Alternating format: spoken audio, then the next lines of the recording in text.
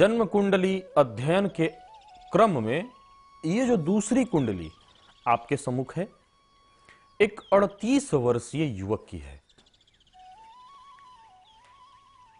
इस युवक के भी जीवन में शुरुआती वक्त बहुत अच्छा बीता।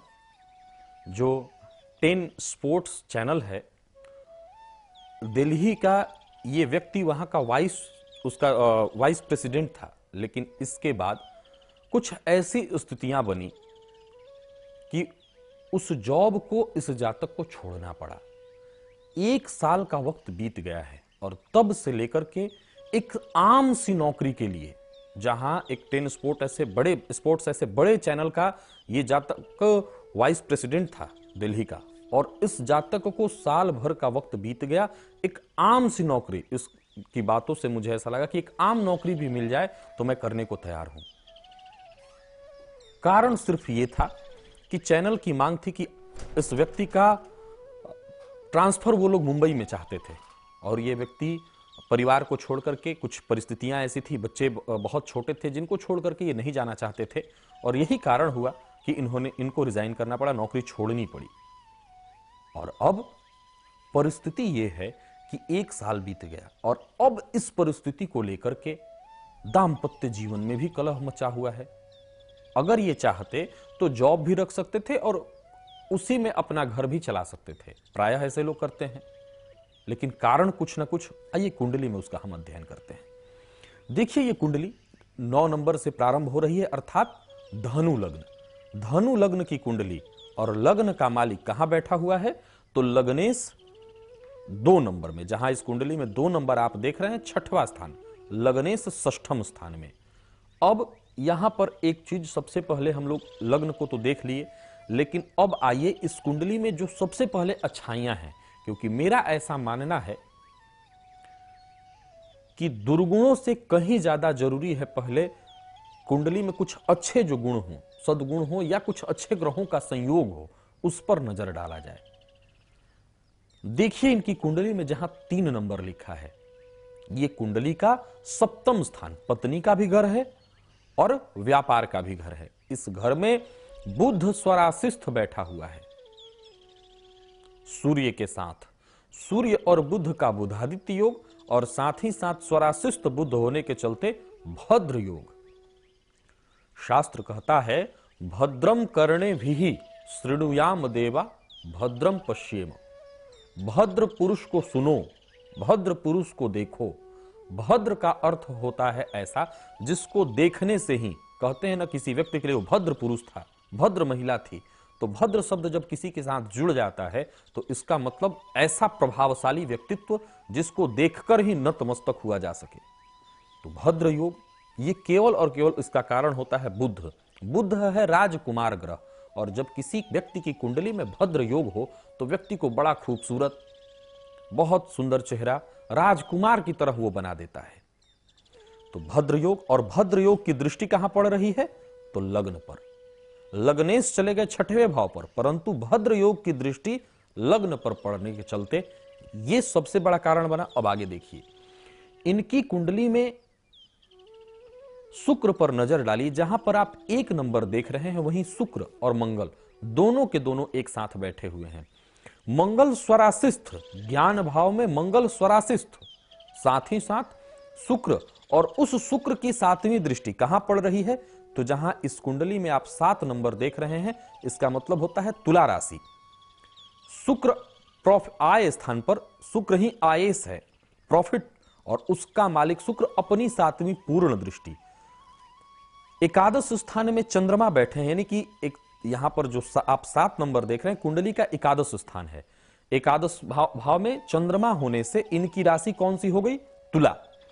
तुला राशि पर चंद्रमा है, और चंद्रमा मंगल आमने सामने होने से इसको कहते हैं लक्ष्मी योग। यह भी बड़ी अच्छी स्थिति। शुक्र इस कुंडली में आयेश और साथ ही साथ षष्ठेश, रोग रिपुऋण भाव के भी मालिक हैं। परंतु अभी पहले अच्छी स्थितियों पर हम गौर कर रहे हैं, इसके बाद बुराइयों पर, कमियों पर भी हम आएंगे। अब सबसे पहले यह जानने की आवश्यकता है कि इन्होंने जॉब छोड़ी क्यों, क्या कारण था जॉब छोड़ने का और क्या कारण था मीडिया के क्षेत्र में। जाहिर सी बात है कि कोई ऐसे तो हुआ तो नहीं होगा कि नौकरी शुरुआत में ही इनको वाइस प्रेसिडेंट वहां का बनाया गया होगा। निश्चित रूप से शुरुआत नीचे से इन्होंने किया होगा और वहां तक पहुंचे होंगे। शुक्र मंगल के घर में स्वरास, और वो भी मंगल कैसा है तो स्वराशिस्थ, तो निश्चित रूप से शुक्र मीडिया के क्षेत्रों का प्रबल कारण माना जाता है और वो शुक्र इनकी कुंडली में अच्छी स्थिति में है, नंबर 1। नंबर 2, अगर नजर डाला जाए तो पहला दूसरा उसका कारण बना भद्र योग, बातचीत करना। ये खुद इस बात को स्वीकार करते हैं कि मैं बातचीत करने में बहुत बेहतरीन हूं, किसी भी तरह का कोई भी प्रोडक्ट हो मैं आम बहुत सरलता से किसी को बातचीत करके उसके लिए कन्विंस कर सकता हूं। कारण भद्र योग का बुध ऐसा है कि जातक, ऐसे जातक के प्रभाव में आम कोई भी व्यक्ति चला आएगा, उसका कारण बुध। अब आगे देखिए, नौकरी छोड़ने का डिसीजन, जैसा कि मैंने कहा अगर ये चाहते तो जॉब भी रखते और घर परिवार को भी संभालते, पर डिसीजन गलत क्यों हुआ तो उसका बड़ा सरल सा कारण कि इनको बीते 6.5 वर्षों से शनि की 7.5 भी चल रही है।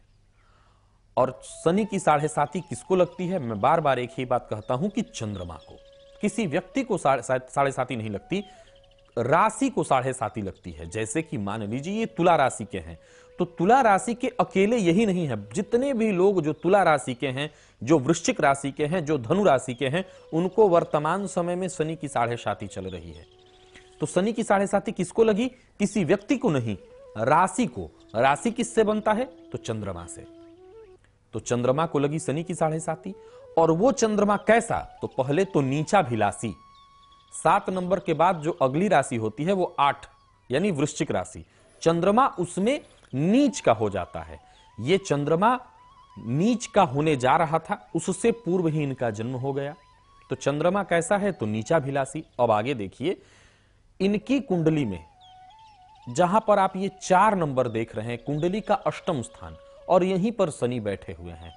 आप भी अपने कुंडली को देखिए और ढूंढिए, ये पॉइंट है, इसको जीवन में नोट करने की आवश्यकता है। जरूरी नहीं है कि आपकी भी कुंडली में ये योग हो, लेकिन कई बार ऐसे पॉइंटों को नोट करके अगर आप रखेंगे तो आपके काम आएगी। ज्योतिष ऐसा एक विषय है कि गाहे बगाहे हर किसी को यह लाभ पहुंचा सकता है। शनि अगर अष्टमस्थ हो तो जातक की आयु लंबी कर देते हैं, परंतु अष्टमस्थ शनि जातक को जीविकोपार्जन के लिए दर दर भटकने के लिए भी मजबूर कर देते हैं। इनकी कुंडली में शनि किसके घर में बैठे हैं तो चंद्रमा के घर में, और चंद्रमा अष्टमेश होकर के बैठा तो प्रॉफिट हाउस में, लेकिन कैसा तो नीचा भिलासी। तो इनके गलत डिसीजन ने, जैसे ही इनको शनि की 7.5 तो बहुत पहले से चल रही थी, लेकिन 7.5 जब इनकी राशि पर आई, प्रायः लोग शनि की 7.5 को लेकर के तरह तरह की बातें करते हैं। कोई कहता है कि शनि की 7.5 आती है तो नुकसान पहुंचाता है, मध्य थोड़ा कम जाता है तो देकर के जाता है।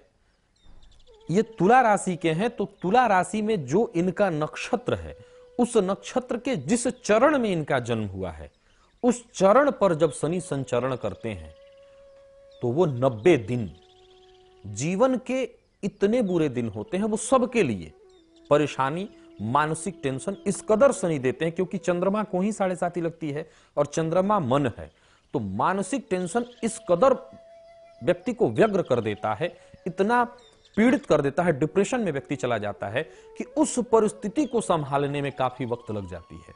अन्यथा शनि की 7.5 वर्ष अगर परेशान करे तो व्यक्ति जीवित ही नहीं रहेगा।